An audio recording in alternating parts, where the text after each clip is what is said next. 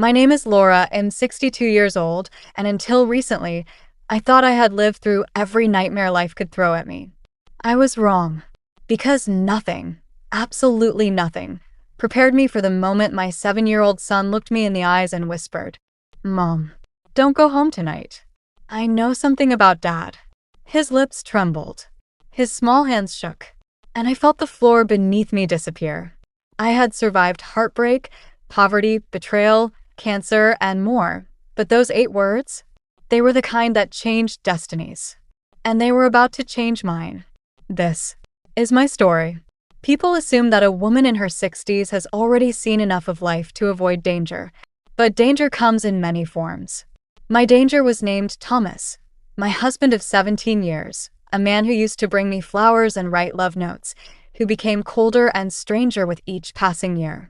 At 62, I had learned to ignore things, to choose peace over confrontation, to survive quietly. That night, I was at a school parent-teacher meeting. My son Eric had been unusually clingy all day. He wouldn't let go of my hand when I dropped him off at school. His teacher even asked if something was wrong at home. I laughed it off. But during the meeting, Eric kept fidgeting in his chair, staring at the door like someone might burst through it. His reaction made no sense until later. We were walking to the car when he tugged my sleeve. "Mom, can we talk?" I thought maybe he wanted ice cream or to confess he drew on the walls again. But instead, his voice cracked. "Mom, please don't go home tonight." My heart stalled. "Why, sweetheart? What happened?" "I heard Dad talking on the phone," he whispered. He said tonight is the night he'd be free." I froze right there on the pavement. Eric continued, tears streaming down his cheeks. He also said something about, "You not waking up." The last 3 words stabbed me like ice. I leaned down, grabbed his trembling shoulders, and whispered, "Tell me everything. And don't leave anything out."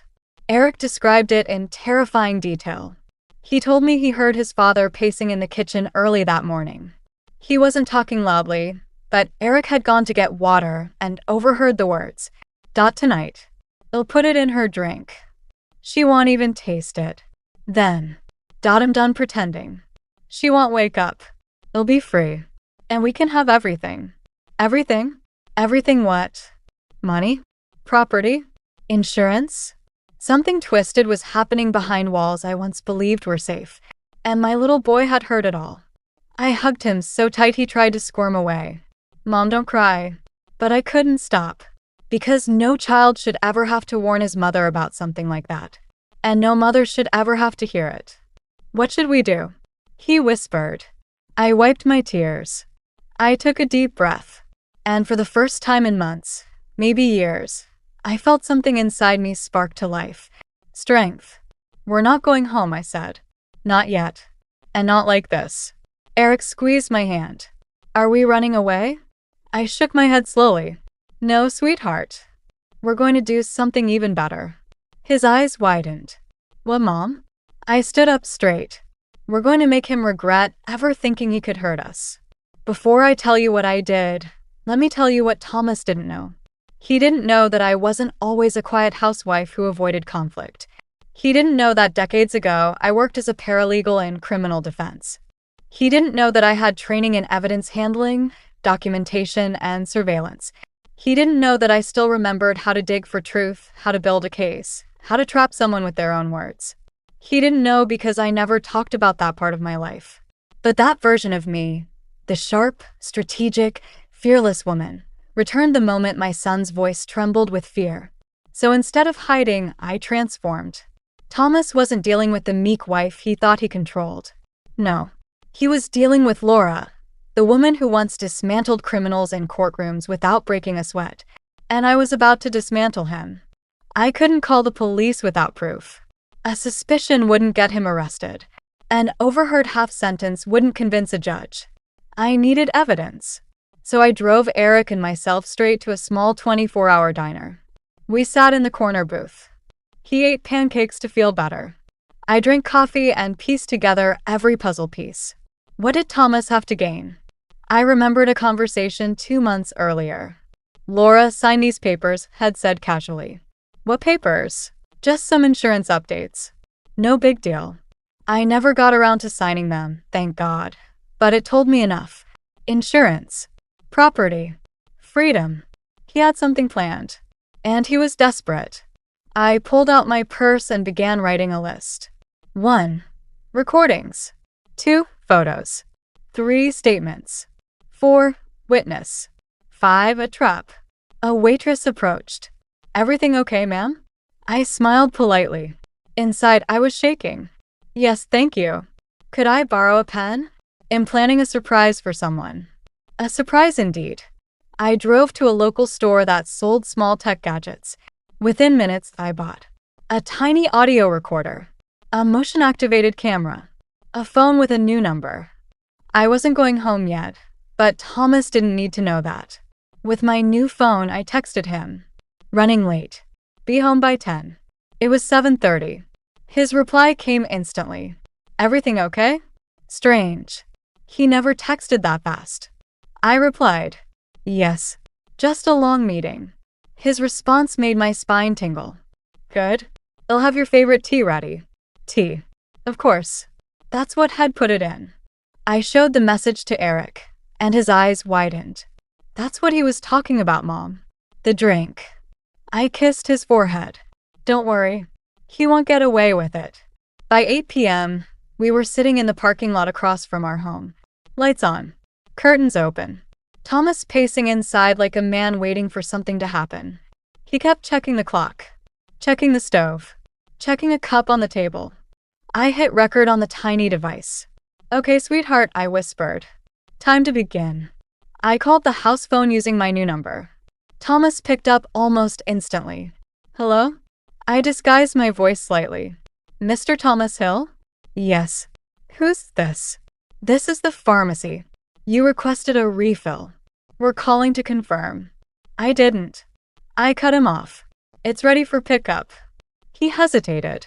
Then, thank you. Perfect. He left the house. I waited 2 minutes. Then I grabbed my keys. Eric, stay here. Keep the doors locked. If anything happens, honk twice. He nodded bravely. This boy. My heart swelled with pride and pain. I walked toward the house quietly, slipped inside, and placed the camera behind a stack of books with a clear view of the kitchen. Next, I placed the recorder under the dining table. Then, I found something chilling. A small, unmarked bottle near the kettle, with milky residue at the bottom. My breath caught in my throat. This wasn't paranoia. This wasn't a misunderstanding. He meant it. And tonight was supposed to be my last. I photographed everything. Then I slipped out before he returned. I climbed back into the car with Eric. Did he see you? He whispered. No. But he's about to see the end of his plans. We waited until 10:05 p.m. Thomas texted. Where are you? I replied. Parking the car. His next message made my stomach twist. Hurry. The tea is getting cold. I turned on the camera feed from my phone. He was standing by the table, staring at the cup like it was a loaded weapon. Eric whispered, Don't go in, Mom. Please. I assured him. But he will think I did. At 10:10, I called him again, this time with my normal voice. Hey, honey, I said softly. I'm outside. Could you help me bring the files in? They're a little heavy. A pause. Sure. Be right there. He came out the front door. Right on cue. I started the engine and drove away slowly, watching him in the rearview mirror as he looked around, confused. Then he went back inside. I switched back to the live feed. He walked into the kitchen, muttering, Where is she? She should have been here by now.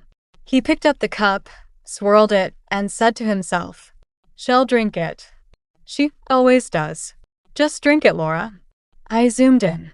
He was talking to the cup like it was a murder weapon. Eric looked away. Mom, I don't want to see. It's okay, baby. We're almost done. What happened next was either luck or karma. He grabbed his phone and called someone. A woman answered. A woman. Her voice was soft and familiar. Is it done? She asked. It will be soon, he replied. She'll drink it and that'll be that. My pulse roared in my ears. A mistress? Or someone else with a motive? He continued. Then we'll finally have the money. You and me. No more pretending. My hands shook with fury, but I kept recording every word. The woman said, "Make sure she drinks all of it. No mistakes." He nodded to himself. "She will. She trusts me." He laughed. That laughter was the sound of a man who believed he had already won. But he hadn't. Because at that exact moment, police sirens lit up our car. Not for us, no. Because I had already called the police minutes earlier, reporting a domestic threat, possible poisoning, and an immediate danger. They didn't take it lightly. I guided them with the live feed, telling them everything. And when they burst into the house, Thomas actually had the audacity to look offended. "What's going on? What are you doing in my home?" An officer picked up the cup and sniffed it. Something in his expression hardened. "Sir, step aside." Thomas panicked. "Wait, no, it's just tea, just tea." They arrested him on the spot. And that woman on the phone? Turns out she was his coworker, and they had conspired for months. My son clung to me tightly as the police car drove away. "Is he gone, Mom?" "Yes, sweetheart. He's gone." The evidence I gathered was more than enough. The recording, the video, the bottle, his call, his confession. He was charged with attempted murder, conspiracy, and insurance fraud. His mistress was arrested too. My lawyer said it was one of the cleanest cases had ever seen, because I had built it like a professional. Thomas begged for mercy, cried, claimed it was a misunderstanding. I attended every hearing. I never looked away. When the judge announced the sentence, 20 years, I exhaled a breath I felt like I had been holding for a decade. Eric's small hand slipped into mine. "We're safe now, Mom." "Yes, sweetheart," I whispered. "We are." I sold the house. I bought a small cottage near a lake. Eric and I planted rose bushes in the front yard. I found peace again. And for the first time in years, I woke up without fear. My son saved my life. And in return, I became the warrior mother he needed. At 62, most people slow down. But I started over. And I never felt stronger. So if you're still here, listening to this old woman's story, thank you. This was the hardest chapter of my life, but also the one that proved just how strong a mother can be when her child is in danger. If you want more stories like this, my stories told exactly as they happened, don't forget to like, subscribe, and hit that little bell so you don't miss what comes next. Because trust me, life at 62? It's just getting interesting. Laura.